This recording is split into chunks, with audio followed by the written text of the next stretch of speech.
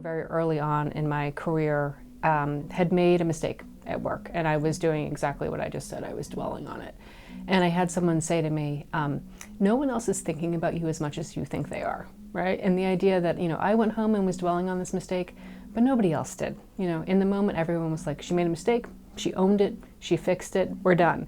Whereas I was dwelling on it for days and days and days. And recognizing that about human nature was huge for me, and allowed me to be a little bit more fearless at work, recognizing that only I think about myself as much as that, and other people weren't. For me personally, it's recognizing that it's really in the moments of the biggest challenge and sometimes your biggest mistakes or pitfalls that you figure out how to do things better.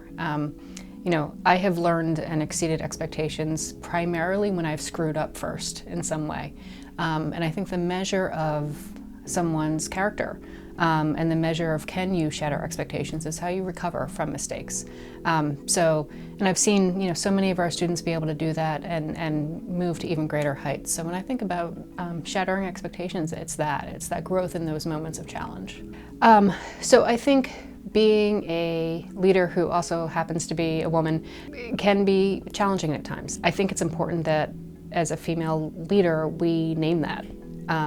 And we make clear that we know the hurdles we're up against, because there is an extra hurdle as a female leader.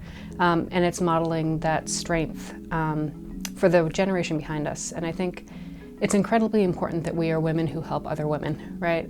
Who make way for the young women coming up behind us and mentor them and model power for them.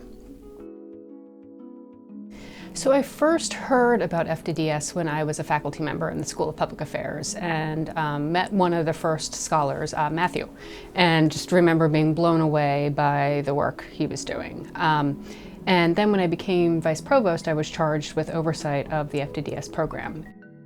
The value of FDDS is tremendous. It allows us to attract the best undergraduate students from around the nation.